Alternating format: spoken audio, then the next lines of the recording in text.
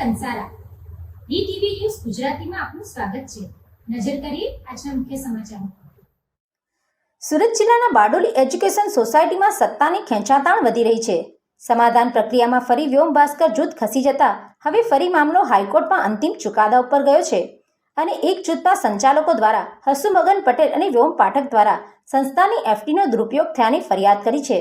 સુરત જિલ્લાના શિક્ષણ જગતમાં એક આંચકાજનક સમાચાર સામે આવ્યા છે। બારડોલીની પ્રતિષ્ઠિત સંસ્થા બારડોલી એજ્યુકેશન સોસાયટીમાં છેલ્લા ઘણા સમયથી ચાલી રહેલા આંતરિક સત્તા સંઘર્ષ હવે સપાટી પર આવી ગયો છે। સંચાલકો વચ્ચે અંદરોઅંદર વિવાદ વકરી રહ્યો છે। ગત દિવસોમાં આ માટે અનેકવાર કોર્ટના દ્વાર પણ ખટખટાવવામાં આવ્યા હતા। બાદમાં ચેરિટી કમિશનરમાંથી દેવરસિંહ જોશી અને અજય અધવર્યુની તરફેણમાં ચુકાદો આપ્યો હતો। બાદમાં ખાદીધારી વિવાદિત પ્રમુખ હસુમગન પટેલ અને વ્યોમ ભાસ્કર પાઠક દ્વારા રોનક શાહ અને ધવલ કેવડિયા મારફત ગેરકાયદે ચૂંટણી પ્રક્રિયા કરાવતા ચૂંટણી પ્રક્રિયાનો વિરોધ કરાયો હતો। ચૂંટણી પ્રક્રિયા મામલો પણ હાઈકોર્ટમાં ગયો હતો અને જ્યાંથી બંને જૂથની અંદર સમાધાન કરી દેવા જણાવાયું હતું। જોકે તેમાં પણ હસુમગન પટેલ અને વ્યોમ ભાસ્કર દ્વારા આ પ્રક્રિયા કોર્ટમાં જ રહેવા દેવાની પેરવી કરાઈ હોવાની ફરિયાદ ઉઠી છે। જે તે સમયે સંસ્થામાં 2.5 કરોડની એફડી હતી અને ખોટા ખર્ચાઓને લઈ એફડી 1.25 કરોડ ઉપર આવી ગઈ હોવાનો પણ સૂર ઉઠ્યો છે। હવે બારડોલી એજ્યુકેશન સોસાયટી BABS શાળામાં સત્તા માટે વિવાદ ચરમસીમાએ પહોંચી ગયો છે। આગામી 30 તારીખે નામદાર હાઈકોર્ટમાં વધુ કાર્યવાહી અથવા ચુકાદો પણ આવવાની સંભાવના વ્યક્ત કરાઈ રહી છે। હવે આવનાર દિવસોમાં સંસ્થામાં કહેવાતા ખાદીધારી નેતા હસુમગન પટેલ વ્યોમ પાઠક બંને જૂથ સાથે મળી સુખદ ઉકેલ લાવે એ જ સંસ્થાના હિતમાં હોવાનું પંથકમાં ચર્ચાઈ રહ્યું છે। કારણ કે શિક્ષાના ધામમાં ચાલી રહેલી આ સત્તાની લડાઈને કારણે સમગ્ર પંથકમાં સંસ્થાની પ્રતિષ્ઠા ખરડાઈ રહી છે। વાસ્તવિકતા એવી છે કે બારડોલી અવનીશ્વર બ્રાહ્મણ સાર્વજનિક હાઈસ્કૂલ એટલે કે BABS હાઈસ્કૂલ 100 વર્ષ જૂની સંસ્થા છે।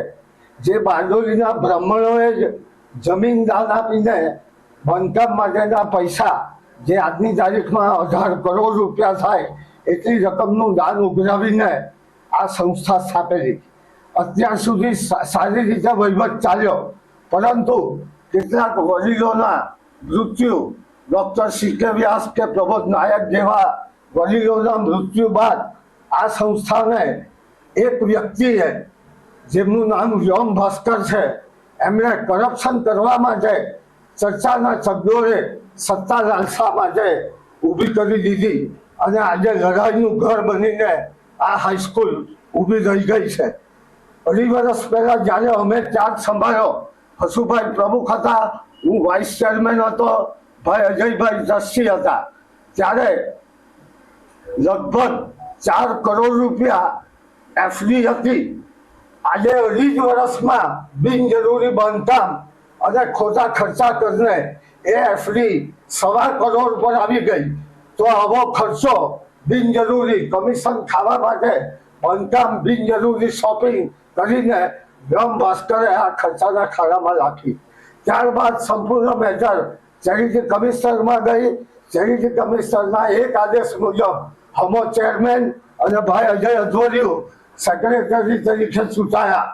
ત્યાર પછી ફરી પાછું એક ધવલ કેવડિયા અને રોનક શાહે બિનજરૂરી રીતે ગેરકાયદેસર ઇલેક્શનની પ્રક્રિયા કરીને ફરી પાછું ઇલેક્શન કર્યું, જેમાં બધાની સહમતિ વગર, કોઈને નોટિસ આપ્યા વગર, સામાન્ય સભાનો એજન્ડા બહાર પાડ્યા વગર, મતદાર માટેની સ્લીપ કોઈને પણ આપ્યા વગર ગેરકાયદેસર રીતે ઇલેક્શનની પ્રક્રિયા કરી, જેનો અમોએ વિરોધ કર્યો અને એ ઇલેક્શનનો અમોએ બહિષ્કાર કર્યો।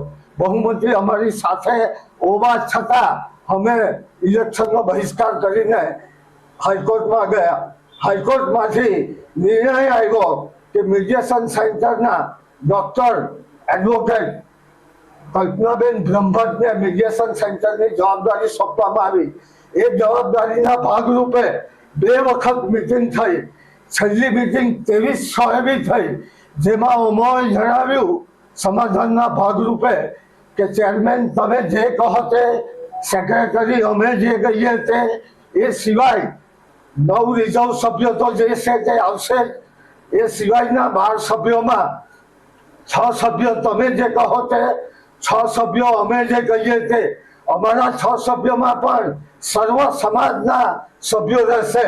માત્ર બ્રાહ્મણની એવી ઓફરો આપી છતાં સમાધાન નહીં કરવા માટે આખી પ્રક્રિયા હાઈકોર્ટમાં પણ ગુસાવનાર વ્યોમ ભાસ્કરનો અમે બહિષ્કાર કરીએ છીએ અને ફરી પાછી 30/7/26 રોજ બહોશ જજ સાહેબ આનો હુકમ અથવા ફાઇનલ ચુકાદો બહાર આપશે એ વાતની જાણ બારડોલી પ્રદેશ વિસ્તારના સર્વ લોકોને થાય એને માટે આજની આ પ્રેસ કોન્ફરન્સ ગોઠવવામાં આવી છે. Bureau report DTV news Bardoli.